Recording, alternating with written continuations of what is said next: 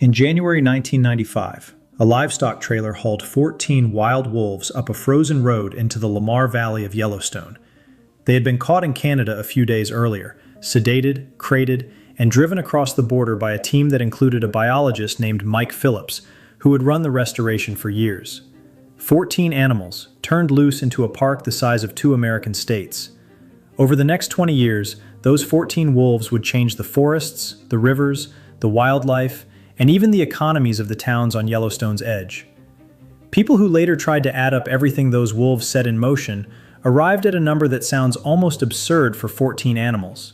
By some estimates, as much as $94 billion. To understand how a handful of predators could be worth that, you have to go back about 70 years earlier, to the moment America decided the wolf had to die. I'm Sam Harris. Stay with me because by the end of this, you'll understand why one missing animal can drag an entire wilderness down with it, and why putting it back was one of the smartest things we ever did, almost by accident. Around the turn of the 20th century, nobody with any power saw the wolf as a marvel of evolution.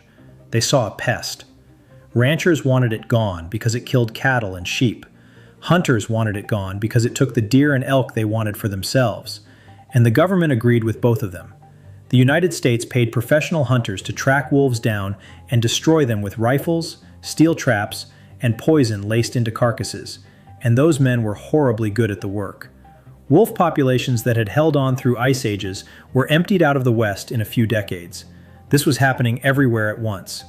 A wolf population that had once numbered in the hundreds of thousands across the lower 48 states was driven down toward a few hundred survivors, clinging on near the Canadian border, with bounties paid by the carcass, and whole regions organizing their hunting around the single goal of total removal. In Yellowstone, the killing was done by the same rangers who were supposed to guard the place. Between 1914 and 1926, park staff killed at least 136 of them. By 1926, it was finished. Rangers shot what are believed to be the park's last 2 wolves, a pair of pups, near a bison carcass in the Lamar Valley. People cheered. They called it progress. They were sure they had made the park healthier, and they had no way of knowing they had just pulled out the one animal holding the whole system in balance. For a while, nothing seemed wrong, and that is the trap with this kind of damage. It rarely announces itself. For years, Yellowstone looked exactly the way it always had. The geysers kept their schedule. The elk kept grazing the valleys, and there were more of them every season, which to most visitors looked like a park overflowing with life. Underneath that easy picture, the elk had lost the one thing that held their numbers in check, and they bred freely and climbed year after year until, by the 1990s, the park's northern range carried roughly 19,000 of them. 19,000 elk eat an enormous amount of plant life every day, all year long. They worked their way through the young aspen, the willows along the creeks, the cottonwood seedlings on the banks. Every spring, fresh shoots came up green and hopeful, and by autumn, the elk had cropped them to the dirt. A forest doesn't fall over when this happens. The old trees keep standing and look perfectly fine. Underneath them, though, nothing young survives to take their place, so the next generation of the forest was being eaten the moment it appeared. A place can look gorgeous right up until the day you notice its whole future has quietly vanished. That was Yellowstone for much of the century, photogenic and admired and slowly hollowing out. The strange thing is that the park knew it had a problem and tried to fix it the hard way. With no wolves to hold the elk down, Yellowstone spent decades culling the herd itself, shooting and trapping elk by the thousands well into the 1960s, until public outrage finally shut the program down. Think about that for a second.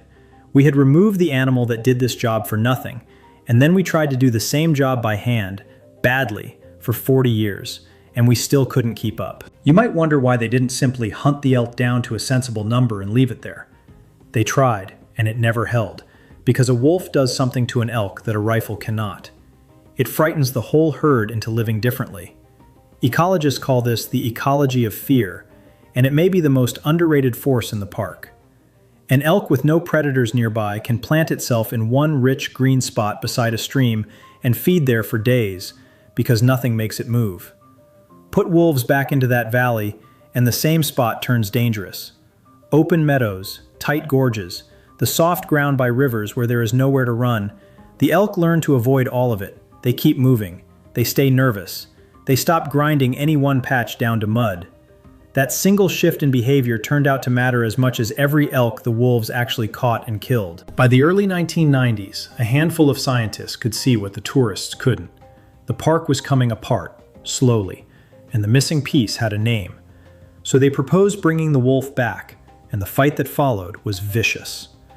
The gray wolf had been listed as endangered back in 1974, and the question of return was argued in courtrooms and hearings and packed county meetings across the West for the better part of 20 years before a single animal was ever loaded into a crate. Ranchers were certain wolves would spill out of the park and slaughter their livestock. Hunters were certain wolves would gut the elk and deer herds they prized. Rumors went around that the government planned to release giant engineered super wolves bred for killing, which said far more about people's fear than about any actual plan. The real animals were chosen with great care. Biologists went to Canada on purpose because Canadian wolves already knew how to hunt elk and deer of the kind they would meet in Yellowstone.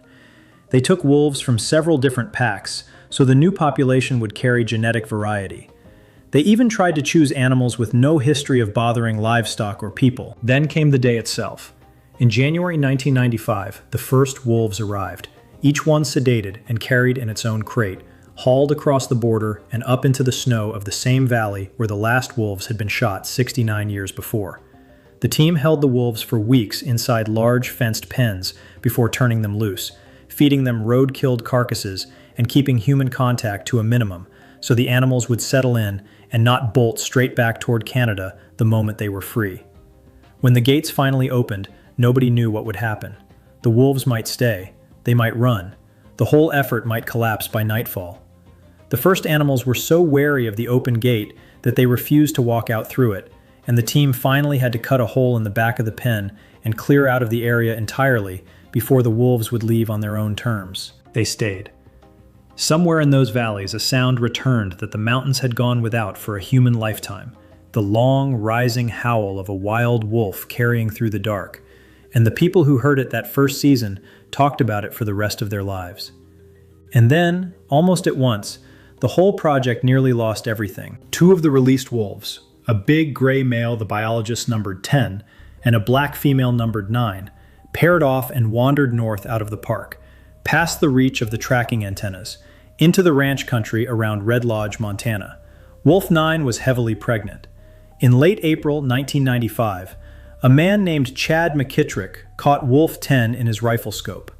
By the account of his own hunting partner, he said out loud that it was a wolf, and he shot it anyway, with a single high-powered round, then stripped the radio collar off the body and threw it into a culvert to hide what he had done.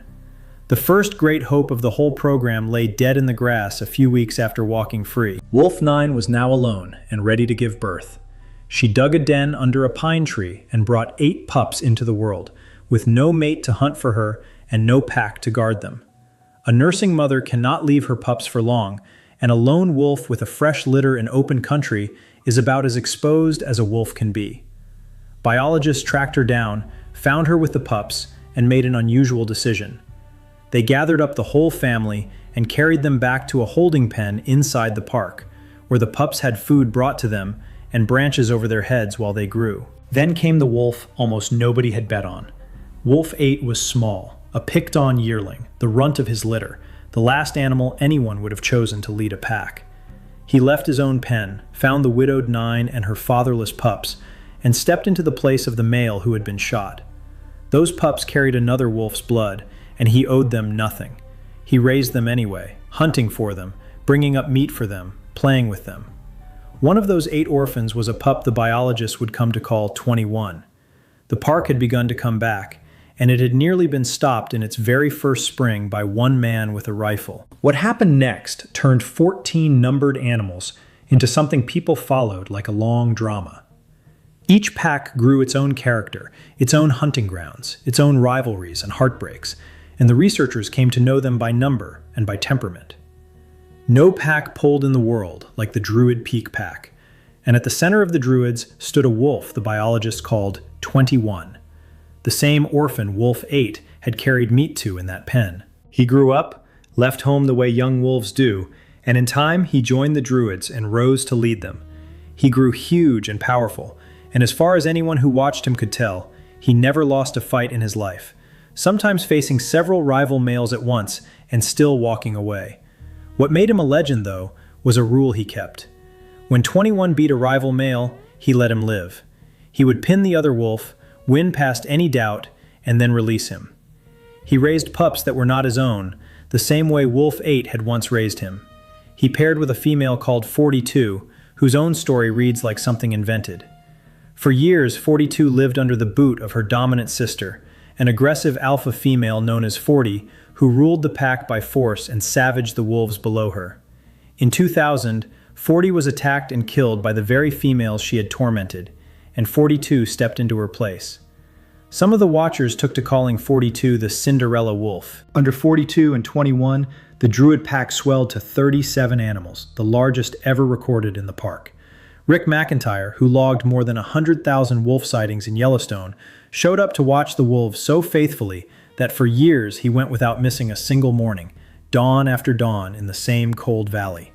He describes 21 with words biologists are trained to keep out of their notes, words like gentleness and loyalty. When 21 finally grew old and his body began to fail, he climbed to a favorite resting spot above the valley he had led for a decade, lay down in the shade, and did not get up again. Veteran researchers who knew better than to make a fable out of a wild animal still had trouble talking about it without their voices breaking. Most people picture the hunting part of this backwards. The wolf carries a reputation as an unstoppable killer that picks an elk and takes it down at will. Out on the ground in Yellowstone, hunting wears wolves out and fails far more often than it works. A grown elk can weigh several times what a wolf does, kick hard enough to crack a skull, and outrun a wolf across open country. Most chases end with the pack quitting, hungry, trotting off with nothing to show for it. Field biologists who have watched these hunts for years find that the large majority of them come up empty. The wolf gets by on patience, teamwork, and stubborn persistence, testing a herd, reading which animal is weak or sick, and swallowing failure after failure until the odds finally tip. That is the creature we once poisoned as a mindless monster, one of the hardest working and most cooperative hunters alive. Those wolves did more than hand us characters to follow. They began rebuilding the land. Ecologists call the result a trophic cascade, where one change at the top of the food chain sets off a string of changes all the way down. And in Yellowstone, the changes ran further than almost anyone had guessed. It started with the elk. Their numbers dropped hard, from that peak near 19,000 to somewhere around 3,000 or 4,000 by the early 2000s. The wolves did not do that on their own. Human hunters outside the park took more elk than the wolves did over those years, and a growing population of grizzlies and cougars, along with drought and competition from bison, all pressed on the herd at the same time. The wolves were one strong hand among several, and their habits changed in exactly the way the ecology of fear predicted.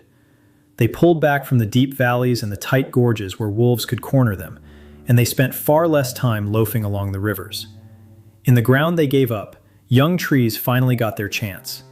Aspen, willow, and cottonwood that had been bitten flat for 70 years started to climb. In the study plots, the share of young aspen stems chewed down to nothing fell from nearly all of them in the late 1990s to a small fraction a decade later, and where the browsing eased off, the saplings finally pushed up past the height an elk can reach. Within a few years, there was new growth rising along the riverbanks taller than anything that had managed it in living memory. Those young trees did a job no elk ever could. Their roots gripped the riverbanks and held the soil in place. Erosion slowed, the banks firmed up, and the rivers themselves began to change, running in narrower, steadier channels instead of sprawling and wandering across the valley floor, and the water ran clearer for it. People later boiled this down to the line that wolves changed the course of rivers. Scientists still argue over how much credit the wolves truly deserve for every piece of it, and the recovery came faster in some streams than others, but the core of the story held up. Bring back the predator, and even the water moves differently. Then came the beavers, and this is the part I find hard to get over. When the wolves arrived in 1995, a single beaver colony was left in the entire park. As the willows grew back thick along the streams, the beavers had food and building material again, and they went to work. By 2012, that lone colony had become 9. Every dam built a pond, and every pond was new habitat that hadn't existed before. Frogs and fish moved into the still water, birds and insects followed, and otters slipped into the fresh channels. The dams filtered the water, slowed erosion further, and held moisture across the country through dry spells, taking some of the bite out of droughts. One predator came home, and the land grew wetter and greener because of it. There was a sound to the recovery, too. As the willows and cottonwoods filled back in along the streams, the songbirds came with them. Warblers, flycatchers, and other birds that nest in streamside thickets, and had thinned out through the long decades of overgrazing, returned to the new growth. A bank cropped to bare mud sits silent. A bank thick with willow is loud with wings and song. You could hear the return of the wolf and the smallest birds in the brush, which is a strange and lovely thing to sit with. The wolves reached animals nobody thought to connect them to, the bears among them. When a pack kills an elk, it never strips the whole carcass, and the leftovers fed scavengers across the park, grizzlies included, especially in early spring when a bear comes out of hibernation half-starved. Ravens, eagles, magpies, and beetles all worked the same kills, so a single elk carcass fed a whole crowd of species. There was a second gift for the bears as well. The berry bushes the overgrazing elk used to flatten started recovering, and in late summer, when grizzlies are packing on fat for the winter, berries are worth a fortune to them. Biologists studying grizzly diets in the park have found berries making up a real share of their late-season food. Berries that were thriving in part because the wolves were back. The chain reached the coyotes, and they did not enjoy it one bit. For 70 years, with no wolves around, the coyote had run Yellowstone. It sat at the top with no real rival, and its numbers had grown fat and easy. The wolves ended that in a hurry. Wolves and coyotes are old enemies, and the packs drove them off, killed them, and pushed them out of the best ground until, in some areas, the coyote population fell by about half. That sounds like a loss until you follow what came after. With fewer coyotes hunting them, the small mammals recovered, the mice and the voles, and more rodents meant more food for everything that lives on rodents, the hawks and owls and foxes and badgers. Pronghorn fawns, which coyotes prey on heavily, had a better shot at surviving their first weeks. The food web grew deeper and steadier. By knocking one mid-level predator off its throne, the wolves ended up feeding a dozen others. Now the money, because the figures genuinely shock people. When researchers started attaching dollar values to everything the wolves set in motion, they found themselves counting things nobody used to bother measuring. Tourism came first. Wolf watching on its own brings in around $35 million a year to the town's ringing Yellowstone. People fly in from across the planet, hauling spotting scopes and long lenses, for the chance to see a wild wolf at first light. The economist John Duffield and his colleagues, who surveyed roughly 1,900 park visitors, are the ones who pinned that number down. Then there is everything harder to see on a spreadsheet.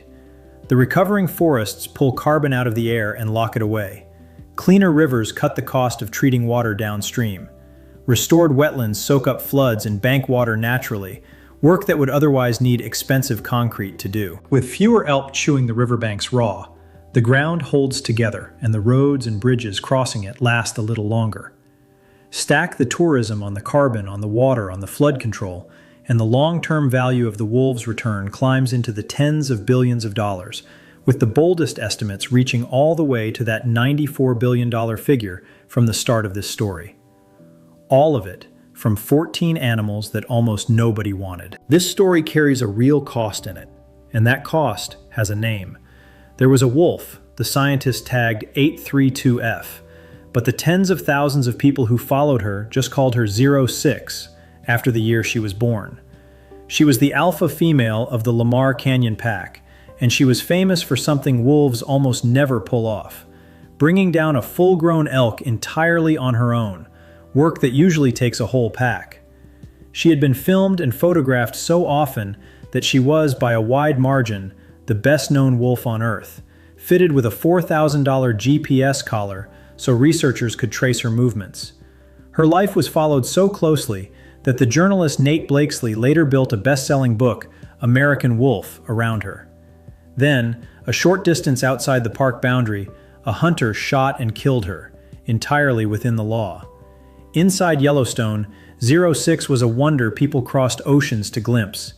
A few miles outside it, she was a legal target. She had stepped over a line she could not see and did not know existed, and her death ran on front pages across several continents.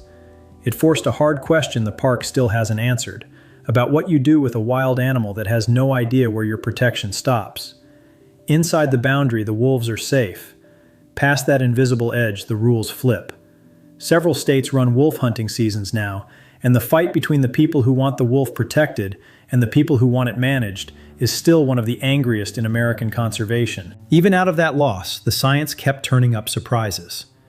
The recovery was never a smooth climb either. Mange tore through some packs, the mites leaving wolves to scratch their own fur off in the cold. A distemper outbreak in 2005 killed most of the pups born that year. Parvovirus came through in waves, and the deadliest threat to a wolf often turned out to be another wolf, with packs fighting to the death over territory.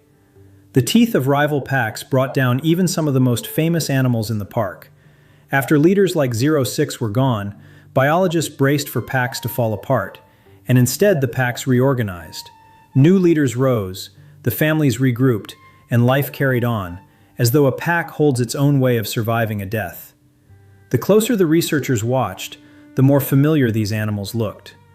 Wolves play favorites, forming tight bonds with particular packmates. They appear to grieve, sitting with the loss of one of their own in ways that are hard to watch and harder to wave away. Every year, the Yellowstone Wolf Project peels back one more layer, and every year the wolf comes out smarter, more social, and more emotionally complicated than people ever gave it credit for. The wolves also refused to stay put. Young animals split off from their birth packs and walked extraordinary distances to find territory of their own, some covering hundreds of miles across highways and ranch land and mountain ranges to seed new populations far outside the park. A predator we had erased from the entire region was, within a couple of decades, repopulating country it had been absent from for generations. Yellowstone's experiment didn't stay in Yellowstone. Across Europe, wolves are returning on their own to land they were wiped out of centuries ago, reclaiming forests that had forgotten them. In Scotland, people are seriously debating whether wolves could be brought back to thin the deer that are eating the highlands bare, the same problem Yellowstone had with its elk. Officials in China have studied the Yellowstone model for repairing their own damaged country. 14 wolves in one American valley became a reference point for governments on the far side of the world. The part of this that stays with me is what it says about us, and about how badly we misjudged a system we were sure we understood. For most of a century, we were certain the wolf was a problem to be solved, and we acted on that certainty, and we came close to breaking one of the great wild places on Earth without ever noticing we were doing it. Then we did a rare thing. We admitted we had been wrong, put the missing piece back, and mostly stood aside while the wild remembered how to run itself. The wolves went their own way. They wandered past the lines we had drawn on the map, hunted in ways no plan had scripted, and healed the land in directions no computer model saw coming. That may be the real lesson of Yellowstone, that the smartest move we can sometimes make for a wild place is to return what we tore out of it and then step back and let it work. Today, there are hundreds of wolves spread across the greater Yellowstone region, and every year they draw big crowds of people who come for nothing more than the sight of them living wild. They have helped bring back the trees and the rivers, fed the bears and the birds, and pushed real money into the towns at the park's edge. All of it descended from 14 animals that, in 1995, almost nobody wanted. Some of the ranchers who fought hardest against them have even come around. They have found that healthier, better balanced range can be better land to work, and a few have built their own wolf-watching businesses on it, turning old enemies into a living. Biologists are still finding fresh effects, including signs that wolves may shield other animals from disease by taking the sick and the weak out of a herd before an outbreak can spread.